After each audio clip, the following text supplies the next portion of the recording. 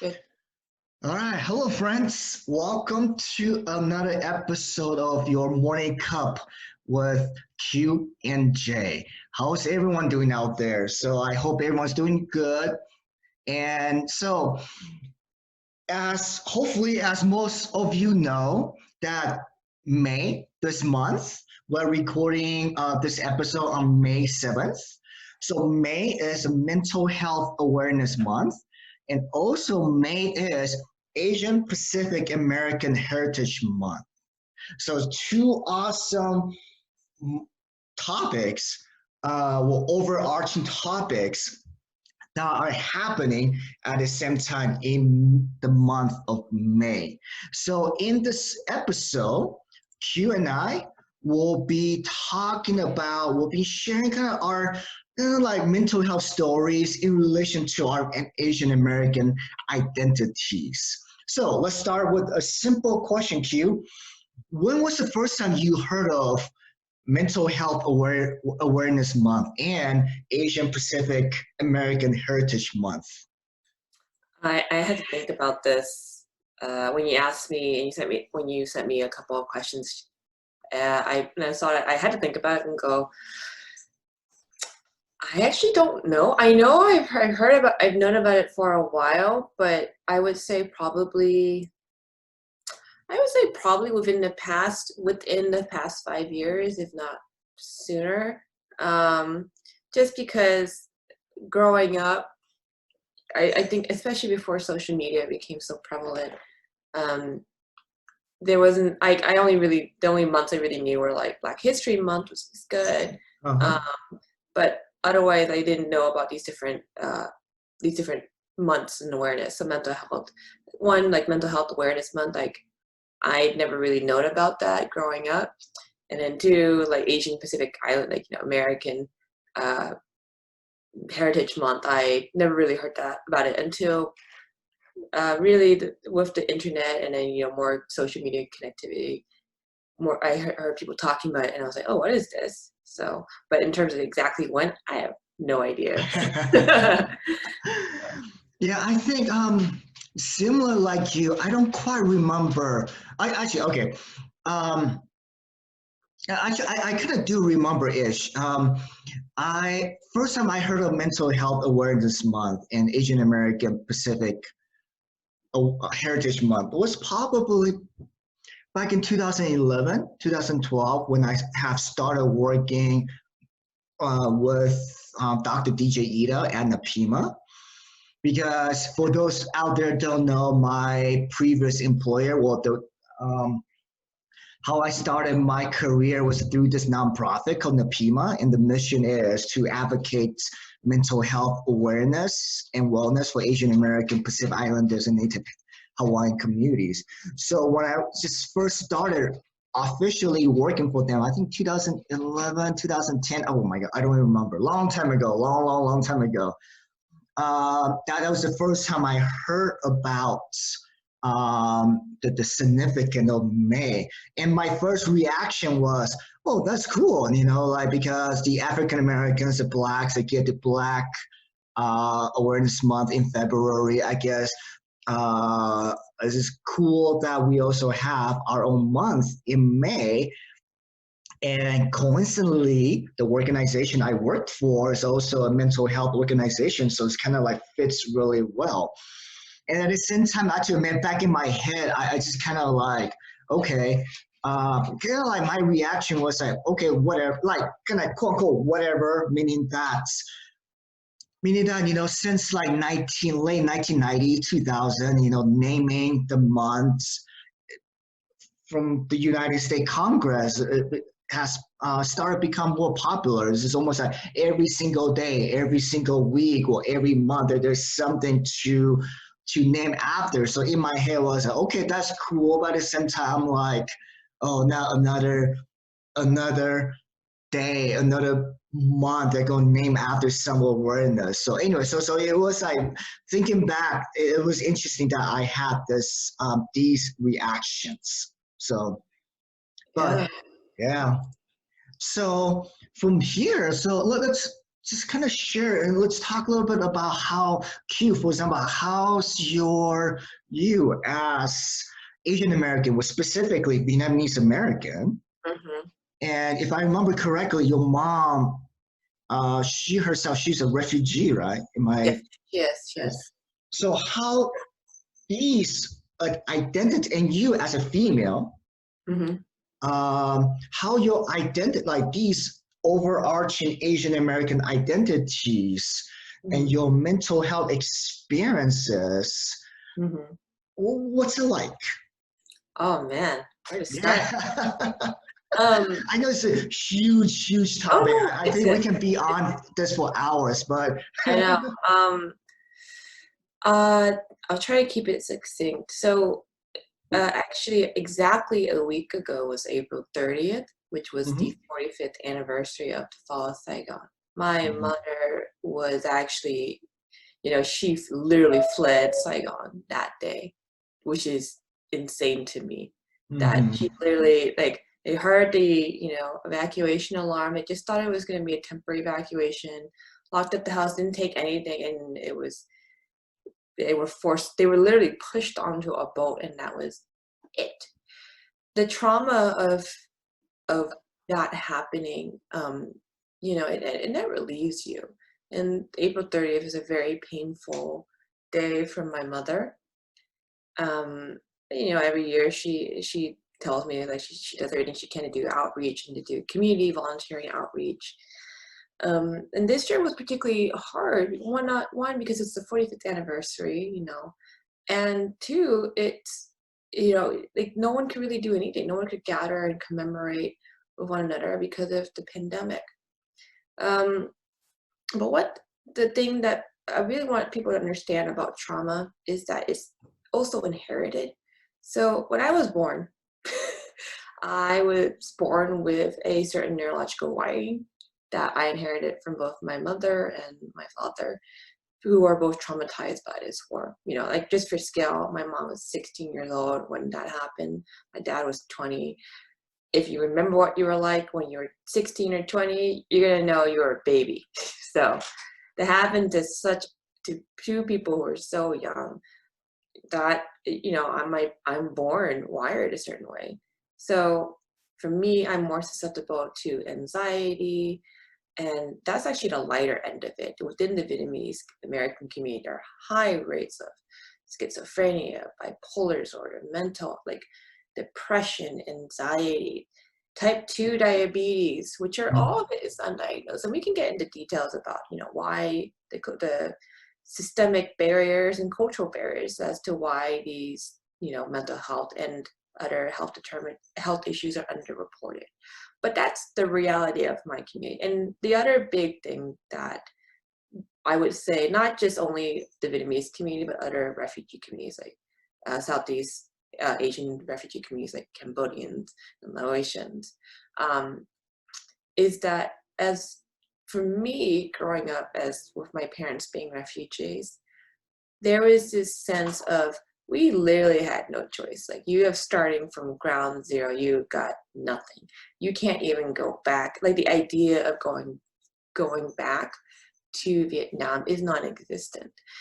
Um, I say that makes my Asian American experience distinct enough from other Asian Americans, like say from Taiwan, from China, from Korea or South Korea, Japan, where there was, even though it's a valid argument to say, well, they were effectively forced from the home country because of economic issues. That's valid. That's true.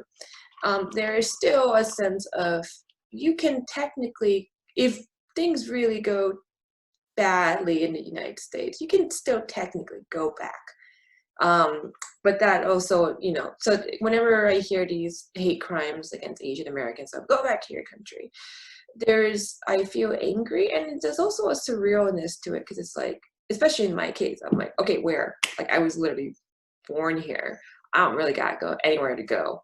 Um, and then so like so that for me my identity crosses over with mental health quite a bit, just because I'm a very naturally anxious person, um And I'm very grateful that I was able to find a therapist who is Asian and a woman who could also walk me through these cultural issues. Um, so, but on top of that, that mental health aspect of being Vietnamese, um, it's funny. I'm like, I was like, I'm about to sneeze. Yeah.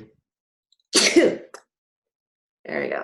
I was like, oh, you know, when you're talking, you're about to sneeze, you're like, come on, let's Mm-hmm. go.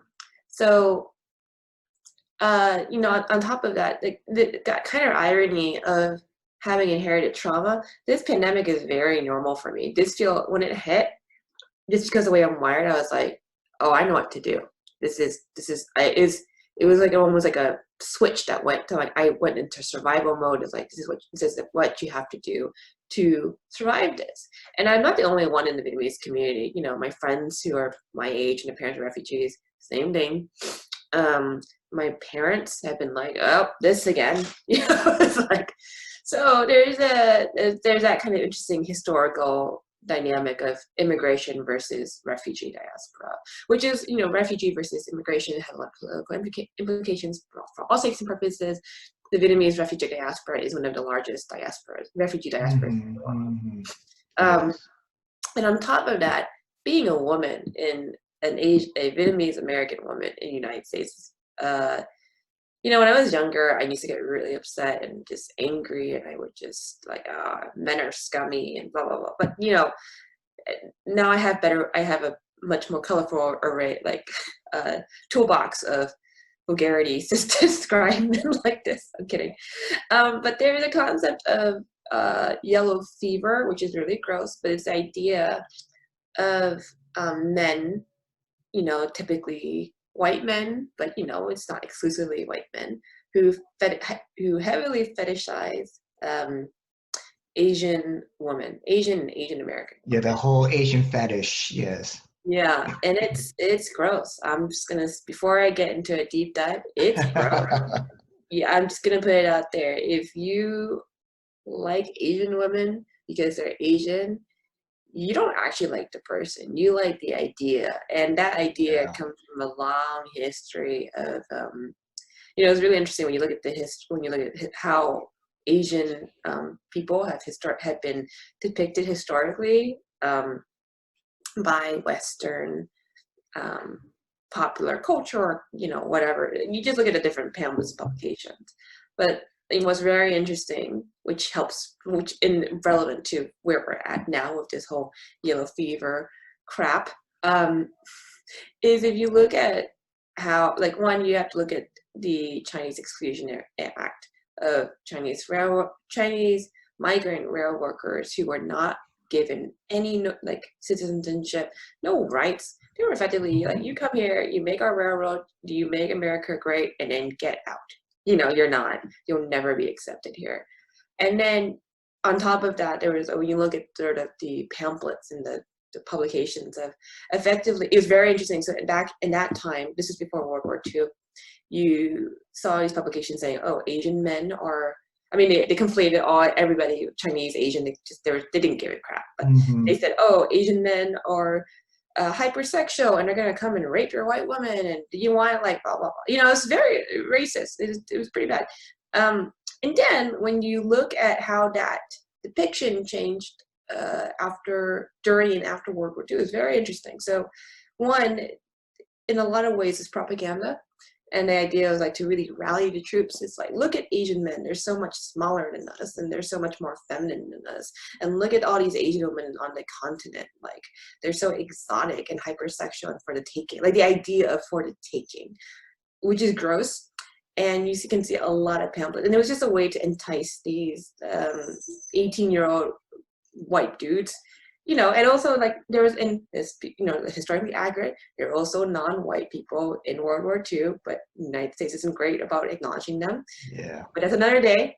But it was really to entice these young men to come to the Asian continent. I mean, there's the Western proxy and then the, you know, Eastern proxy war. But really, when it comes to, like, how can we convince these men to leave the Midwest and the comfort of their homes to go fight this war in the Asian continent, you know? And there's really this concept of domination and oh, you're so much stronger than these weak Asian men, effeminate Asian men. And these women are just for the taking. And then I mean, I read a lot, and I would just, and when I looked at pamphlets depicting like how to draft men to Vietnam, I was like, Mm. oh God, this is terrible. This is Wow. so terrible. But that legacy, here's the thing, about ideas is that they live. And when people say, oh, it's just a book, it's just a movie, I'm like, it's not though. These ideas, they transcend time and they carry on over subconsciously. So here we are today, where when I've literally been walking around, and some guy, well, I thought he needs help, so I said, hey, can I help you? And he said, how tall are you? And I said, 5'5". Why do you ask? It was just so confusing. And he said, I'm 5'11", and I'm really into Asian women. Can I get your number? I was like, oh, for fuck's sake, I was like, come on. And here's the thing, I'm like, where do you learn this crap? Where do you learn this gross stuff? And it's not a vacuum. I've had Hmm. many more stories that wouldn't fit into 50 minutes. So, Yes. um, I think when talking about, and the one thing I want to wrap this all up is that the, Asian American identity, what it does impact my mental health, because they go two and two. It's very straightforward being Vietnamese, but two, it's also like there's the intersection of history, of politics, of immigration status, and also gender, that I would say really makes Asian Pacific America, Pacific Islander American, like the whole. I'm so bad at Yeah, the acronyms, but whole the whole thing. month, I know the whole month, very unique. And I just want to end that, like, Asian Americans, unlike our Black and African American counterparts, um, one thing that is very, and is that a lot of, the history, we have a history, we do have a historical tie. When with the US slavery trade, they purposely destroyed every single tie to the African, like, respective African countries and Caribbean islands, wherever the country of origin of the people they forced into slavery, they purposely did everything to systematically destroy that history. So, the Black and African American community is very unique in that it is a collective diaspora of unknown origin, versus the Asian American immigration diaspora. Let's call it is an immigration diaspora, because, there is a known history. So that's very unique. But I also, like, I think that comes into addressing a lot of our own communal issues, but I also want to leave it to you. So yeah. Okay, yeah, thank you. Yeah, thank you for sharing all that. And I think a number of things that we have talked before, so I'm glad that you brought it up. And I think just for the viewers out there, and I think just a clarification is that attraction is attraction, love is love. It's totally completely normal and okay to be attracted and love someone that's different from you racially and stuff like that. However, I think what she was talking about, and which we both believe, is that if using this whole Asian fetish as an example, if a white man specifically just say that I love Asian woman only, that dude, for us, that dude, like, I'm not sure to diagnose that person, but that dude has serious problem. I'm talking about like serious mental health problem. And it's, believe it or not, it's pretty common. In my life, I know a handful of, again, specifically white men that will go after Asian woman, and that is really just sick. And of course, maybe we can have another episode on this, talking about the psychology behind it, the whatever the yeah, the nastiness, the whatever. We can dive into that whole insecurity, into that. But I think I just want to make it clear, right? Like, we are that, but it's okay. Again, love is love, attraction is attraction. You Mhm. know, Yeah, but yeah. yeah, I think the other thing that it's a So there's a couple things too I want to also add. It gets really tricky. Really, it's not a straightforward thing too. Like Hmm. again, like I do believe people, if you truly love somebody, go for it. I know, and it's also not it's statistically significant that one of the largest interracial couple, relationships Yeah. is Asian women, white men. You have to just you look at the numbers. It's like you can't deny those numbers. That doesn't tell you very much other than it's a statistically significant Yes. coupling. So, and I know plenty of couples like that. So for me, I'm like, I take it case by case. I'm like, I can tell, I'm like, okay, this person they clearly love each other for who they are, separate. And I used to go separate from race. But I'm like, no. Here's the thing: those couples who I know that really do love each other for who they are very cognizant of the racial dynamics, Hmm. and they address it and they understand it, and it's great. I have definitely seen, but there's certain telltale signs where you just know, like, oh, this is a fetish thing. It's Yes. it's bad, and I've had my run-ins in. But here's the thing too. I also know of Asian women who I'm not friends with, but I know of them who have said, I am a hot commodity. I'm an asset. Like the market is hot for me here. Not so great. Now, again, I'm Yeah. like, each their own. If you want to have sex, you go for it. Whatever, that Yeah. sex positive. I think the larger question is like, what is this? It's not every case. It's one of those things. I'm like, anecdotally, I've seen it. I mean, literally, they said it in front of me. Like, I can get whoever I want. I'm Asian. I'm like, Yeah. And okay. on top of that, I have heard again from a number of my Asian American women, female, second generation. They were born here. Either that they were born here, grew up here, or they were adoptees. And and of course, so we can talk about this more in another dedicated episode. But I think that this, I have heard from Asian American women specifically told me that they only date white men, Yeah. and that itself is also problematic. You Yeah. know, and I have also heard from Asian American men that like they say that they would only date white women, whatever.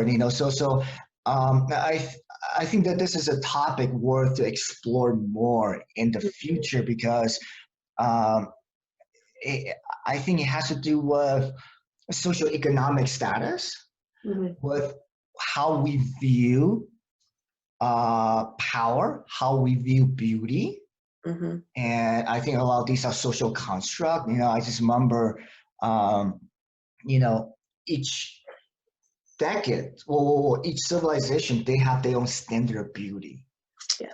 and I think it's all tied together with socioeconomic status, standard of beauty, security, um, maybe some other mental health issues too. So Yeah. No, and I think it is there's a lot of unpackaging there. And I think the other thing I also wanted to bring up, why the in terms of the Asian American community, um, having that ability to trace their history back, that was never systematically destroyed by United States government mhm. compared to the Black and African American community. And my cat says hi. Oh my gosh, so cute. She wants to say hi. I have her in the background. She's like, I want pet. Hi, Dazzy. Okay, she's gonna go do her thing. Compared to one thing that I bring it up because understanding that difference helps us address it's like talking about like systemic government, like the state mandated like destroying of history. It it's really important because I want to also address the like anti-blackness within the Asian American Oh community. yeah, yeah. Because the whole like yellow fetish of like, oh, again, when you look at the statistic of like Asian women and white men, there's a lot to unpackage. There's also need to like, I mean, I will say that within the community, there's also, hey, but if you're gonna date someone who's not Asian, make sure it's a white Like dude. Yeah, exactly, yeah. and it's like, but anybody who's black, Hispanic Hispanic, Filipino. yeah. No, and Yes. it's insane. And where does that come from? Yeah. So even within Asian communities, Asian countries, like some Taiwanese, but heritage was Chinese, and growing up, they always say that, yeah, don't quote unquote marry up. What marry up is stay with East Asians, Hmm. Chinese, the Koreans, the Japanese, maybe the Vietnamese, and even within the Asian continent, there's this guy like, yeah, don't marry the Filipinos, don't marry the Indians, don't marry the Laotians, stuff like that. So even within, which is really, yeah, on top of that, definitely do not marry, a black person or like a Hispanic. Oh my, like, Oh God, yeah, that's bad.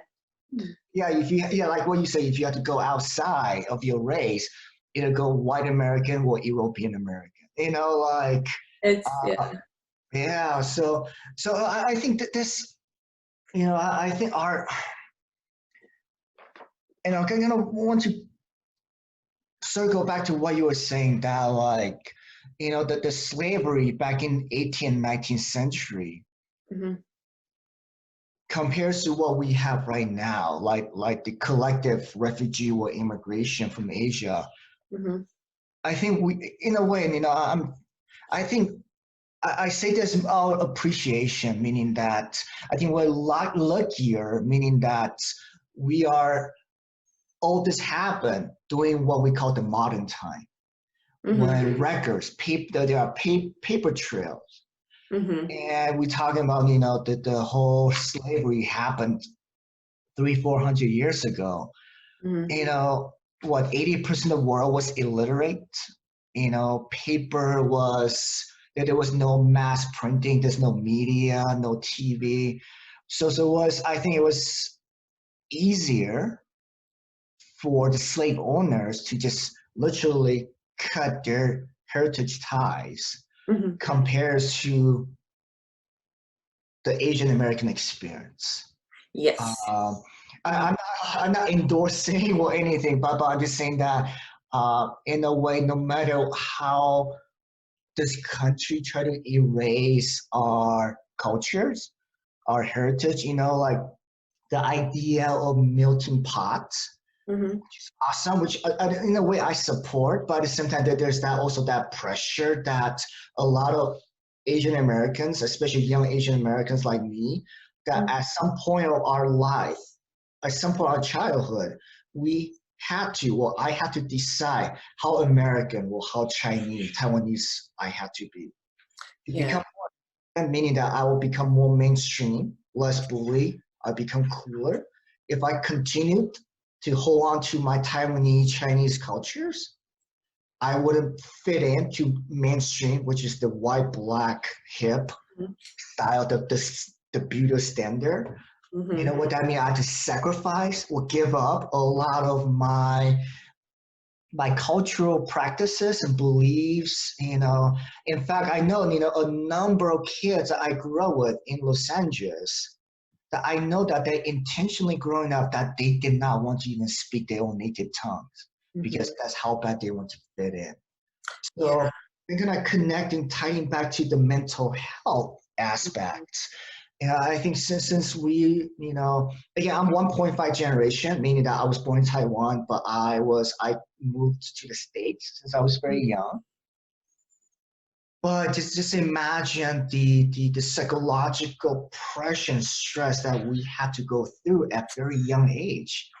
You Mhm. know, either we had to conform, even though it's all voluntarily, but there's that cultural, societal, academic school pressure that we either had to conform, Mhm.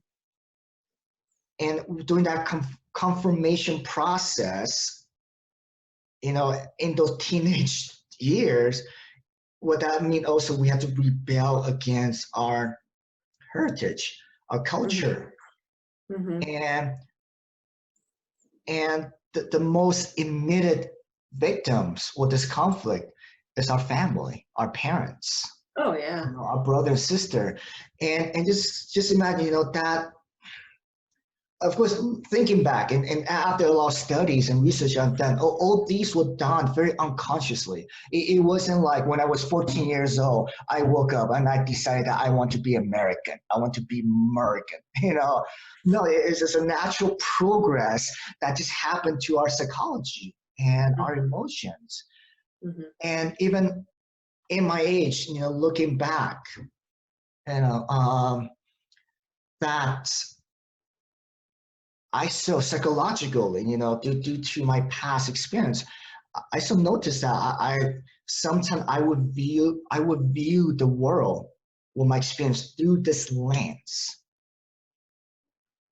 that uh, certain cultures, certain demographic populations are better, and certain demographic population are worse, Mm-hmm. are not worth quote unquote my time, was substandard. Mm-hmm. And which I think is part of that classism, that socioeconomic disparity. And and just imagine, like when, and I don't know when you were young, I don't know when I was young, when we drove through a nice white neighborhood, we were not told to roll up our windows. Yeah. But when we were driving through a quote unquote less safer neighborhoods, i.e., the blacks, the Hispanics, the other Asian neighborhoods, we were Mm-hmm. told to roll up our windows. And yeah, and then I think when it comes to equity and equality, I think since we were young, we were hardwired to think, to put our own race on a scale Mm-hmm. that certain Asians are better, certain Asians are not as good, and certain race are better, and certain race are not better. And I Mm-hmm. think just by putting ourselves in culturally and systematically into these boxes or these levels, personally, I think is detrimental for our mental health. You Oh, know, we have this, absolutely. yeah, this anxiety. I believe it has to tie to trauma, depression. You know, thinking that we're better, but at the same time thinking that we are not as good. At the same time, we think that we're better than other racial groups, but at the same time, we think that like we are not as good. So that talking about low self-esteem, that whole like inner voice that's telling that you're not good enough, you're not pretty enough, you have small eyes, you're not white enough. And I think it's just all really can be and is detrimental to our mental health. Absolutely. I mean, I'm so glad that you brought up the whole one marrying up and when especially I mean from a young age. I would say I was a little odd, but so I never really paid attention to it, and my mom she never emphasized like who's better or not. Um, and even without that upbringing, I just felt it from a young age. I felt it, and it couldn't be more. The most notable is when I went to middle school. Middle school sucks already, Yeah. bunch of kids who are going through puberty, neurological battle royale. It's literally like it's a battle royale for your neurological wiring. It's a great NPR piece on it from years ago, but it's a terrible time. So add that with racial hierarchies and class hierarchies. So I grew up not particularly, I mean, it's interesting. I grew up in Irvine. My parents divorced when I was young, and we were never poor, but we were never like we only became, I would say, effectively middle class when I was in high school. Because I still remember my mom was like making clothes. We went to like a bunch of social programs that are available to kids. Like we went to the library because the books were free. Like for instance, like when we were able to buy books, that like blew my mind. I was like, you mean I don't have to return this? Oh Mm. my God. I was like, that was our socioeconomic status. I wouldn't say we were ever poor, but it was also like, I was pretty aware. I'm like, oh, what's the mall? What is the mall? Wait, you're gonna pay $20 for a t-shirt? What? Like that was my economic reality. So I went to middle school, and here I am, this kid, Vietnamese, that kind of brown kid, who is in this environment of a lot of really rich kids. I'm talking rich. Like for some, I don't know how. Like they're like, yeah, these are kids who their parents who are working all the time. They don't want to deal with their kids, which has a lot of problems, mental health problems. Just throw money at their kids. Like, go to the mall, whatever. I want to deal with you. And so I was around these kids, and that was really, and on top of that was the first time I became super aware of my socioeconomic status, because kids made fun of me for my clothes not being, new. I remember like my first week or so, some kid, this random boy in the hallway, like bullied me. He's like, "Ha, you're like, basically like, look at your t-shirt." I was just like, "What? What are you talking about?" But on top of that, there was also a large group of Asians, specifically Korean Americans, and that was really the concept of, oh, in the Asian racial hierarchy or ethnic hierarchy, I am below the Koreans. And oh my God, I wanted and I think on top of that, the concept of we're refugees and we don't have that connection to Vietnam versus the Koreans who have that, I mean, again, in middle school, that's middle school concept of race and history, not particularly nuanced, but I felt it. I really felt it. And also, just as a small note, the French went in and colonized the living hell out of Vietnam, just totally destroyed the writing system, replaced the characters with Roman characters. So we didn't even have our writing system is Roman characters. So thanks, France. But versus Koreans and like Chinese, and Japanese, where you have these, for me at the time, like these beautiful characters that were like so clearly antithetical to Western, like Roman characters. I didn't have that. We didn't have that at all. And I just wanted so badly. I'm like, oh, I wish I guess I remember like that push, and I wanted it so badly, and I wanted to be more pale. I wanted to just be, and also Korean culture, like, was really popping, like Korean dramas. Oh my goodness.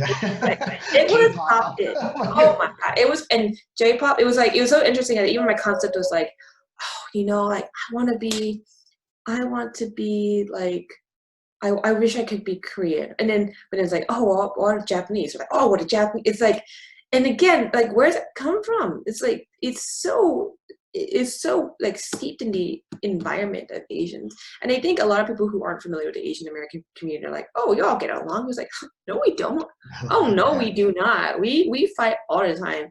I mean, even within Garden Grove down here, like there were Vietnamese and Korean gangs. They went after each other. So we don't get along. There's a huge hierarchy. And I remember it took me a long time to really, in a lot of studying, a lot of just like research, and also just self-motivated interest of like, well, where is this coming from? Why am I feeling like that? And to really just investigate like why my own feelings of inadequacy being Vietnamese American. And then now, even for a while, like I was just like, God, Vietnamese are so disorganized and blah blah blah. And now when I was younger, I was like, I wish we were like Koreans or Japanese or more again younger. Now more of like, look, this is how the Vietnamese community is. It's kind of a hot mess sometimes, and I love them. I love it's like it's I've worked in different communities, and yeah, the Vietnamese can be disorganized, can be a little chaotic, just like any other community. Oh yeah, And exactly. right. And there's a certain, it still drives me nuts. It doesn't ever go, geez, what's happening? Okay, I don't know anymore. But I do have, instead of being ashamed, I'm very prideful of that chaos. I really am, because at the end of the day, that chaos comes from, this community collectively was forced from their country, and they had to just they came to a brand new country where everything was just gone, right? So they're like, I have to hustle. I have to hustle to really survive in this country. So I see that sort of that chaos that I perceive. I am very prideful of it now, as opposed to ashamed when I was younger. I really like that Vietnamese chaos. I'm so proud of my people. And I'm so glad you brought this up. I think a lot of us, including myself, and a lot of college students that I have worked with, Asian American college student. So when I was younger, I'm talking about in my late teens, in my 20s, there's a lot of shame, a lot of self-hate associated with our heritage, our Asian, my Taiwanese Chinese identities, our Asian identities, and this shame, this self-hate, often for me led to depression, led to low self-esteem, and I'm glad that and it sounds like we are able to outgrow of it, Mhm.